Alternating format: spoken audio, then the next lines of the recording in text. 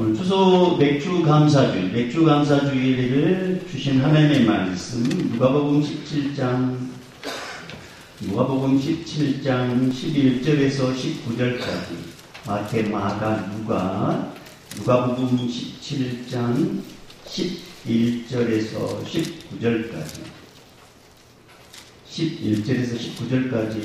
우리 두 절씩 교독하겠습니다. 그리고 마지막 19절 같이 읽겠습니다. 두 절씩 제가 11절, 12절 보겠습니다. 예수께서 예루살렘으로 가실 때에 사마리아와 갈릴리 사이로 지나가시다가 한 마을에 들어가시니 나병 환자 10명이 예수를 만나 멀리 서서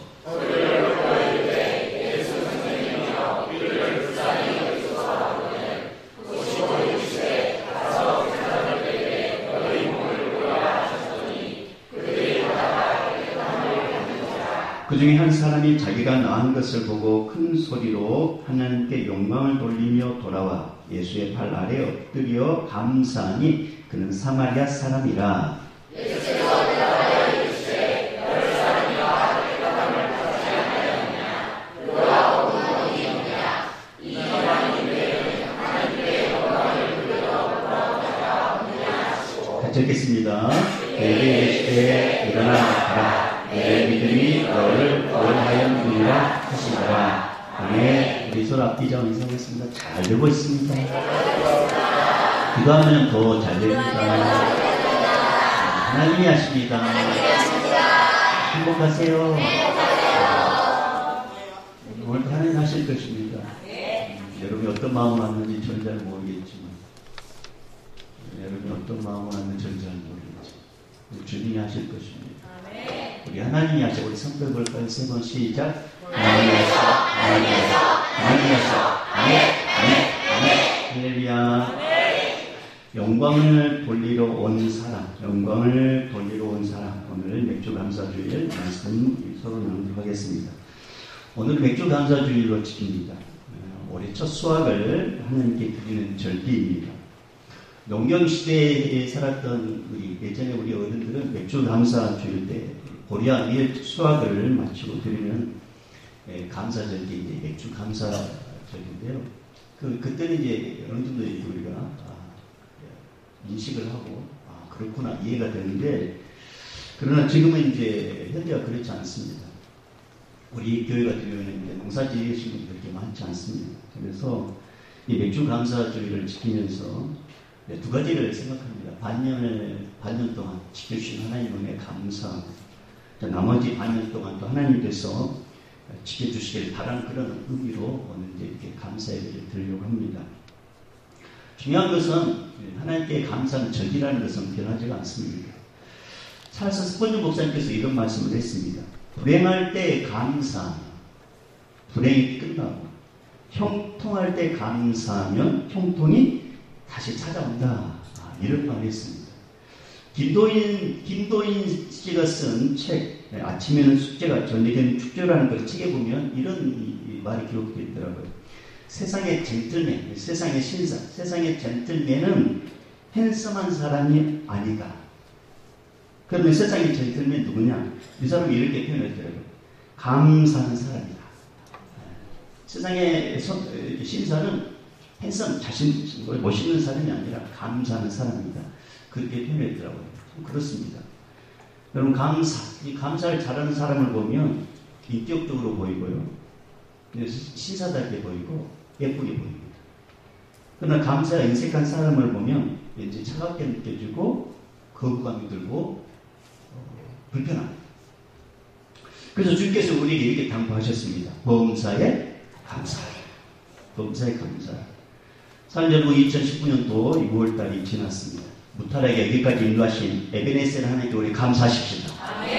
남은 반년 여호와의 일에 하나님께서 준비해놓고 우리를 앞으로 인도하실 것입니다.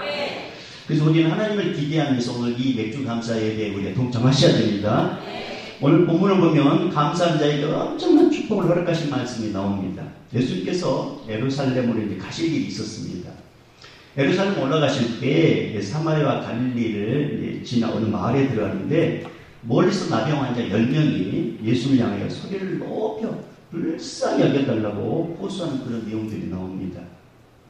그들이 예수님께 긍휼을 베풀어 달라고, 우리 불쌍히 여겨달라고 호소한 그 이면에는 예수님께서 자신들의 이 질병, 나병을 치유하실 수 있는 능력자라는 것을 이들 믿었단 말입니다.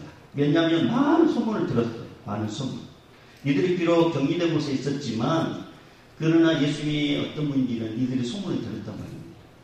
근데 마치 예수님께서 그 마을에 오셨을 때 그들이 기다렸던 듯이 예수님을 향하여 우리를 불쌍히 여겨달라고 그렇게 호소합니다. 그들에게는 예수님께서 자신들의 질병을 치료할 수 있는 능력자라는 것을 믿었다는 것입니다. 믿었어요. 여러분, 우리 삶 가운데 놀라운 기적을 경험하려면 반드시 필요한 게 있습니다. 전제 조건이 있습니다. 그게 뭐냐면 우리 인생의 구원자 되신 예수 그리스도를 믿으셔야 됩니다. 이게 전제예요. 이게 전제. 이게 전제되지 않고서는 절대 기적을 경험할 수가 없습니다. 예수님을 100% 신뢰하셔야 됩니다. 예수님은 하나님의 신이며 우리 인생의 죄 문제를 십자가를 해결해 주셨으며 그분은 전능자라는 것을 믿으셔야 됩니다. 그 믿음이 있을 때 나타나는 게 뭐냐면 간절함입니다. 애절함이고 사모함입니다. 마가복음 10장 46절에 보면 메인 바디메오가 나옵니다. 앞에 볼 수 없어 하루하루 이렇게 빌어먹는 사람이었습니다. 그런데 이 사람이 예수님에 대한 소문을 듣게 됩니다. 각색병을 치료한다시고 또 자기처럼 이렇게 눈 이 봉사를 뜨게 해줬다는 그런 소문을 듣게 됩니다. 바디메오가 이제 소문을 들으면서 그때부터 마음에 소원이 생겼습니다. 나도 밝은 세상 보고 싶다. 나도 정말 밝은 세상, 아름다운 세상 보고 싶다. 우리가 일상적으로 보고 있는 이 아름다운 세상. 근데 어떤 사람은 못 본단 말이에요. 못 봐요. 우리 주변에 많은 이 맹인들이 많아요. 바디메오도 그랬단 말입니다. 자기 마음속에 보고 싶은 마음이 생겼습니다. 근데 그 마음에 이제 예수님을 만나야 되잖아요. 그러니까 그 마음에 이제 기도적인 생각인 거죠. 예수님, 나도 예수님을 통해 보고 싶어요. 그렇게 마음을 소망을 품고 있을 때에 마침 소경 바디메오가 이제 구부러본 그 현장에 예수님께서 지나가는 소리를 듣게 됩니다. 바디메오는 예수님께서 어디 가는지 몰라요. 어느 쪽에 있는지를 몰라요. 그런데 막 쑥덕쑥덕 하는 소리, 웅성한 소리를 향하여, 그쪽을 향하여 자기가 할 수 있는 한 최대 목소리, 간절하게 다윗의 자손이여 나를 불쌍히 여겨라. 간절하게 큰 소리로 외칩니다. 얼마나 크게 목소리로 이렇게 외쳤더니 주변에 있는 사람들이 시끄럽다 할 정도로, 좀 조용하다. 그러니까 그만큼 바디메오는 첫째 예수 그리스도가 자기 예수님 만나면 자기 눈을 뜨게 해줄 거라는 믿음과 두 번째로는 그 믿음이 뭐로 표현되냐면 간절한 표현이 되는 거죠. 여러분 기도할 때 한번 그렇게 외쳐보셨어요? 기도하실 때 다시 손 예수여 하면 주여 아버지 옆에 있는 제가 깜짝 놀랄 정도로 그렇게 해보시란 말입니다. 제가 깜짝 놀랄까 안 하는 거예요. 간절하면요 다른 사람 눈치 안 보면 내가 죽고 싶은데 내가 지금 죽는데 내 자식이 죽는데 가만히 있겠어요. 받으면 눈이 뜨고 싶었어요. 예수님이 어딘지 몰라, 어디 가는지 몰라. 근데 자기가 알 수 있는 최대의 은약으로 나의 자식이 나를 불쌍히 해달라. 한마디로 눈을 뜨게 해달라고 하는 거 아니겠습니까? 얼마나 간절하게 외쳤던 주변 사람들이 조용하고 너무 시끄럽다고. 그럼 예수님은 그 바디메오의 간절함을 들으셨습니다. 가던 길에 걸음을 멈추고 뒤를 돌려서 저 사람 데려와라. 바디메오가 예수님 앞에 딱 갔을 때 예수님께서 딱 묻습니다. 내게 무엇 해주길 원합니다. 그러니까 바디메오는 뭐예요? 보길 원합니다. 예수님은 바디메오의 그 소원을 듣고 그 현장에서 눈을 확 띄워주셨습니다. 할렐루야. 우리 하나는 그렇단 말입니다. 간절함을 품고 믿음으로 간절함을 품고 기도하고 주님 앞에 나아가면 주님 만날 수 있습니다. 여러분의 문제 해결받을 수 있습니다. 이사야 38장 보면 유대왕 히스기야. 이사야 선지자가 와가지고 히스기야 아팠단 말이에요. 그러니까 뭐라고 하냐면 하나님께서 당신 집 정리하랍니다. 죽을 준비하라는 거 아니겠습니까? 하나님의 사람 와가지고 하나님께서 당신 나을 것입니다. 그런 말 하는 것이 아니라 당신 곧 죽게 될 거니까 집 정리하라. 히스기야는 살고 싶었어요. 그래서 자기가 할 수 있는 게 뭐냐면 벽을 향하여 얼굴을 그리고 눈물 톡 하나님께 막 하나님 내가 했던 일 좀 기억해 주시오. 나 이렇게 죽으면 안 됩니다. 지금 나라가 지금 이렇게 이런 어려운 상태인데 내가 이렇게 죽으면 안 됩니다. 그럼 난 자식 없습니다. 하나님 좀 살려달라고. 나 살고 싶어. 얼마나 간절하게 기도했더니 하나님께서 가령 이사야 선지자를 다시 그리고 그에게 감동해가지고 하나님의 말씀을 기어나갑니다. 그게 뭐냐면 내가 내 기도를 들었고 내 눈물을 보았다. 그러면서 그 생명을 15년을 연장시켜줍니다. 여러분 제이 트랩이라는 사람이 이런 말을 했습니다. 응답받는 기도가 되려면 하나님의 뜻과 내 마음의 간절함이 조화를 이루어야 한다. 조화. 사랑하는 여러분, 우리가 하나님께 영광 돌리는 삶을 살고 싶다면 반드시 필요한 게 있습니다. 그게 뭐냐면 순수한 믿음입니다. 그리고 간절함입니다. 오늘 본문에 나온 이 10명의 나병 환자들도 새로운 삶의 터닝포인트가 뭐냐면 첫째 예수님을 믿었단 말이에요. 할렐루야. 그리고 자기들 할 수 있는 멀리 떨어졌지만 이 기회를 놓치면 안 되잖아요. 내 10사람이 같이 목소리로 다시 할 수 있는 것을 불쌍히 여겨달라고 간절하게 외쳤습니다. 예수님께서 멀리 떨어지는 이 10명 나병 환자들이 믿음과 간절함을 보았습니다. 그리고 이들의 소원을 들어주십니다. 그게 이제 14절 말씀. 자, 14절 읽어볼까요? 14절. 자, 13절, 14절을 같이 읽어볼까요? 13절, 14절 시작. 손을 높여 이르되 예수 선생님이여 우리를 불쌍히 여기소서 하음을 보시고 이르시되 가서 제사장들에게 너희 몸을 보이라 하셨더니 그들이 가다가 깨끗함을 받은지라. 14절 보면 유진 피터스에서 메시성경에는 이렇게 기록되어 있어요. 예수께서 그들을 유심히 보시며 말씀하셨다. 제사장들에게 가서 너희 몸을 보여라.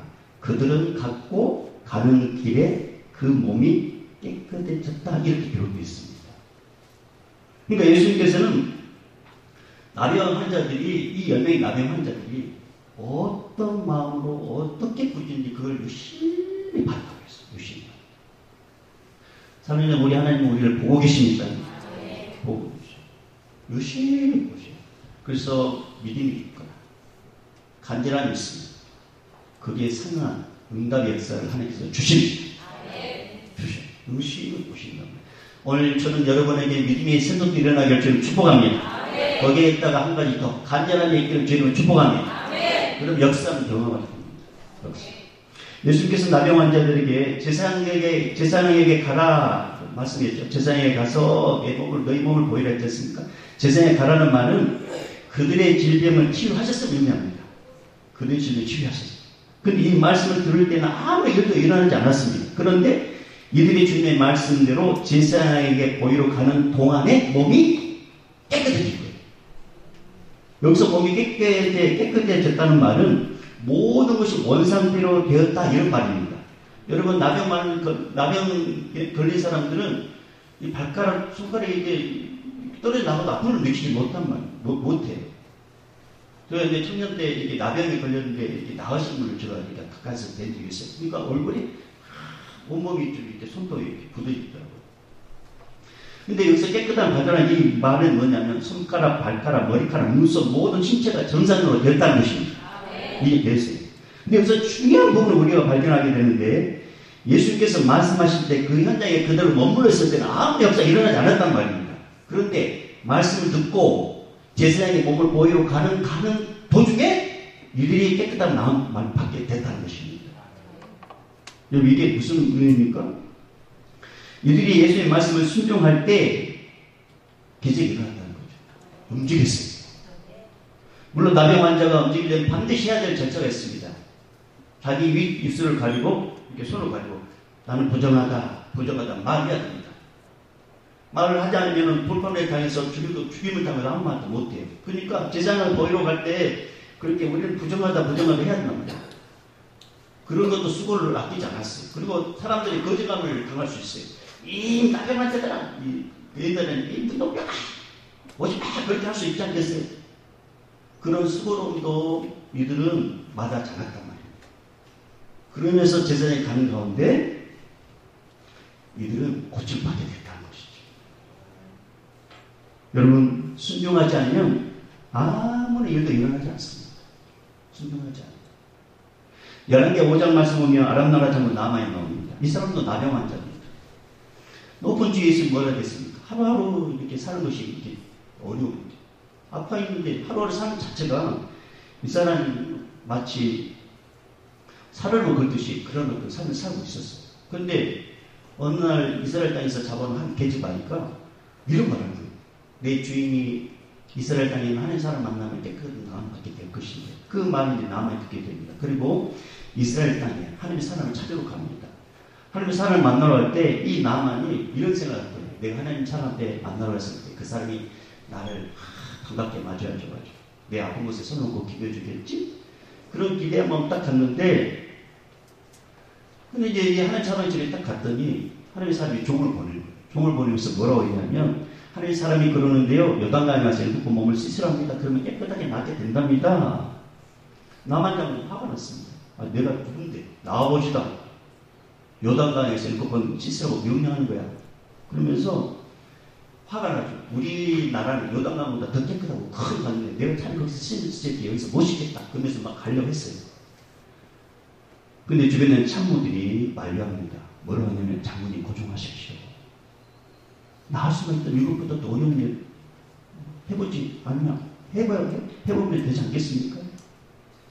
참모들의 말을 듣고 나만 옷을 벗고 요단강에 들어가 한 번, 두 번, 세 번, 네 번, 다섯 번, 여섯 번까지 물질 아무런 이렇게 몸을 적시는데 이 역사가 일어났잖아요. 마지막 일곱 번 딱 몸을 적시고 딱 이렇게 거기서 다 일어났습니다. 성경 말씀에 이렇게 기록되어 있습니다. 마지막 일곱 번 물에 몸을 잠그니 그의 살이 어린아이의 살같이 회복되어 깨끗하게 되었더라. 이게 무슨 말이에요? 순종. 그것도 끝까지 순종. 할렐루야. 끝까지. 사랑하는 우리 하나님은, 우리 하나님의 능력은 과거나 현재나 미래나 변하지 않고 동일하십니다. 근데 왜 내 인생에 감사거리가 없을까요? 왜 내 삶에 하나님께 멍 돌리는 일이 생기지 않을까요? 끝까지 순종하지 않아서 그런 것입니다. 끝까지. 사무엘상 15장 22절. 순종이 제사보다 낫다. 예배만 잘 드리면 뭐예요? 예배와 더불어서 하나님 말씀 드리면, 하나님 말씀하시면 그 예배와 더불어서 순종까지 가야 돼요. 물론 예배를 못 드리는 게 아니라 예배도 잘 드리고 말씀도 순종하면은 감사거리가 있고 하나님 영광 돌릴 일이 생기게 되는데, 예배는 잘 드리는데 순종에 따르지 않으면은 역사가 일어나지 않는단 말입니다. 아이고 목사님, 나도 그렇게 순종하고 싶어요. 근데 살다 보면 그렇게 안 되더라고. 토를 나고 싶은 여러분이 있어요. 그렇게 안 돼요. 그럼 이렇게 한번 비교해 볼까요? 어떤 사람 병원에 갔습니다. 암이랍니다. 병원 의사 당장 입원해서 수술하지 않으면 당신이 남들은 죽어. 그럴 때 환자가, 아이고 의사 선생님, 내역도 몰라서 그래요. 나도 당장 입원해서 수술하고 싶은데 먹고 살아야 하잖아요. 라고 토를 딴다면 이 사람은 얼마 가지 않아 죽게 될 것입니다. 여러분, 순종은 이해가 안 되고 내 생각에 손에 들 것 같다고 하는 것이 진짜 순종입니다. 나병 환자들이 예수님의 말씀대로 제사장들에게 몸을 보이러 가는 도중에 몸이 완전히 낫게 되었습니다. 정상이 되었습니다. 정상. 이거 순종하니까 이런 역사가 일어나게 되는 거죠. 여러분, 10사람 얼마나 기분 좋았겠습니까? 10사람이 뭐 얼싸고 막 기분 좋아했겠죠. 그러면서 빨리 제사장에게 몸을 보이고 싶었습니다. 왜냐하면 제사장을 통해서 정상이다, 아니다, 불합격이다, 합격이다, 이런 게 판단기준이 제사장들에게 있단 말이에요. 제사장들이 빨리 정상적인 몸을 보이고 싶었어요. 그리고 일가 직접 만나고 싶었단 말입니다. 근데 그 중에 한 사람은 그렇게 하지 않았습니다. 자, 15절, 16절. 자, 15절, 16절 읽어봅니다. 시작. 그 중에 한 사람이 자기가 나은 것을 보고 큰 소리로 하나님께 영광을 돌아와 예수의 발 아래 엎드려 감사하니 그는 사마리아 사람이다. 아멘. 하나님의 놀라운 은혜와 능력을 체험한 이 사람은 직접 큰 소리 하나님께 영광을 돌렸습니다. 그리고 가장 먼저 예수님께 자신의 건강한 모습을 보여주고 싶었고, 그리고 가장 먼저 감사의 마음을 전하고 싶어서 가던 걸음을 돌이켜서 예수님 앞에 오게 된 것입니다. 그 예수님 발 앞에 엎드려 감사를 표현했습니다. 이게 이 사람이 할 수 있는 최대한의 겸손의 모습으로 예수님을 영광도 예수님께 감사 표현한 것입니다. 저는 여러분이 생 가운데 좋은 일 있으면 교회에 와서 감사 표현하세요. 아셨죠? 교회에 와서. 예수님이 감사를 받으신 후에 아쉬움을 표현하셨습니다. 자, 17절, 18절. 17절, 18절 읽어봐요. 시작. 예수께서 대답해 이르시되 10사람이나 깨끗함을 받지 않았느냐? 그 9은 어디 있느냐? 이 이방 외에는 하나님께 영광을 돌리러 돌아온 자가 없느냐 하시고, 분명히 10사람이 모두 다 나음을 받았을 것인데 나머지 9명은 감사하지 않고 어디 있느냐? 그러면서 예수님이 자신이 누군지를 밝힙니다. 자신이 누군지 분명히 밝힙니다. 이 모든 일을 하나님이신 예수님께서 계획하셨고 그 계획하심이 지금 이루어져가 있다는 것을 예수님은 당신에 대해서 뭐라고 했냐면 18절 말씀입니까? 이 이방 외에는 하나님께 영광을 돌리러 돌아온 자가 없다고 했죠. 그러니까 예수님이 누구라고 이야기하고 있는 거예요? 하나님이시다. 하나님이시다. 그러면서 하나님께서는 이 사마리아 이 사람, 감사를 돌리는 이 사람에게 질병에서 구원뿐만 아니라 영혼의 구원도 허락해 주십니다. 나머지 9명은 질병에서는 치료받았지만 영혼의 구원은 놓치고 말았다는 것이고 반쪽짜리 구원만 얻은 거죠. 하나님 여러분, 오늘 여기까지 무탈하게 인도하신 분이 누구시라고요? 그렇습니다. 바로 하나님이신 예수 그리스도이십니다. 예수. 인터넷 이제 사이트에 이제 문화 부분을 이제 제가 이렇게 검색하다가 다음과 어떤 제목이 눈이 딱 들어왔습니다. 이 세상 모든 아빠들이 가지고 있는 특별한 능력. 그렇죠. 도대체 이 아빠들 어떤 능력이 있길래 나에게 없는 능력이 있는가? 그러면 제가 클릭해봤단 말이에요. 클릭해봤더니 아빠들이 특별한 능력이 거기 영상이 나와 있더라고요. 한번 볼까요? 그냥 불 꺼주시죠. 네, 불 다 꺼주시죠. 자, 이 세상 아빠 특별한 능력. 다음 거 한번 해볼까요? 네.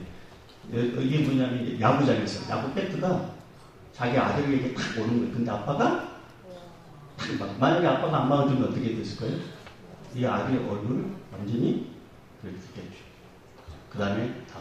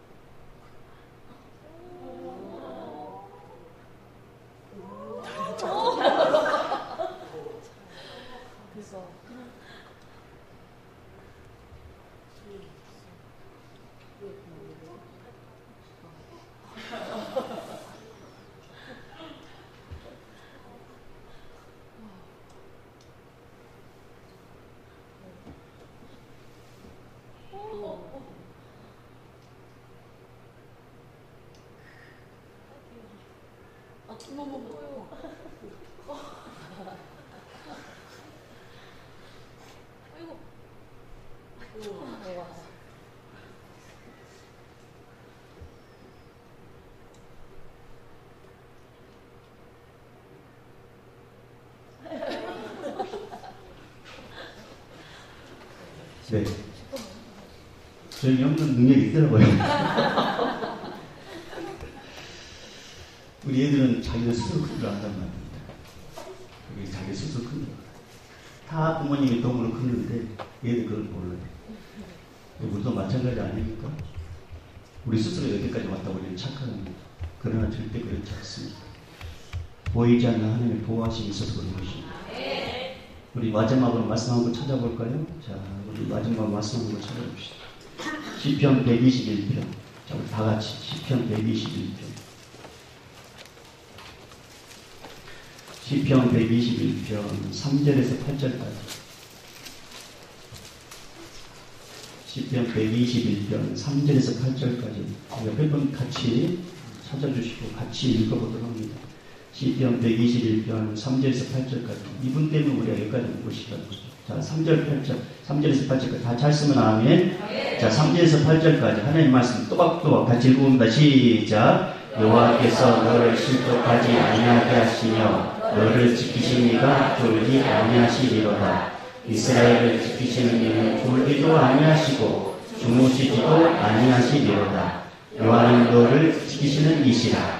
여호와께서 내 오른쪽에서 내 그늘이 되시나니 낮의 해가 너를 상하게 하지 아니하며 밤의 달도 너를 해치지 아니하리로다. 여호와께서 너를 지켜 모든 환난을 면하게 하시며 또 내 영혼을 지키시리로다. 여호와께서 너의 출입을 지금부터 영원까지 지키시리로다. 아멘. 할렐루야. 사랑하는 여러분, 이 여호와의 보호하심을 받기 원하십니까? 그렇다면 예수님을 믿으셔야 됩니다. 여러분 인생에 예수님을 주인으로 영접하셔야 됩니다. 그럴 때 우리는 하나님의 자녀가 되는 거죠. 여러분, 오늘 아빠들이면 자식을 위해서 자기 몸을 던진단 말이에요. 하나님도 마찬가지란 말입니다. 여러분이 하나님의 보호하심을 받으려면 예수님을 믿으십시오. 그리고 간절하게 구하십시오. 마지막으로 여러분, 답은 하나님이십니다. 답은 하나님. 그러니까 제가 문제를 낼 때 뭐라고 이야기했나고요? 하나님 가르쳐 주는 거 아셨죠? 여러분, 누구의 도움으로 반년을 살아왔습니까? 그러면 누구에게 가장 감사해야 할까요? 여러분, 앞으로의 삶 또한 누구의 도움을 받고 살까요? 그럼 누구를 가장 기쁘시게 해드려야 될까요? 이렇게 고백한 자들에게 하나님의 축복이 임하기를 주의 이름으로 축원합니다. 자, 우리 이렇게 한번 찬양해 볼까요?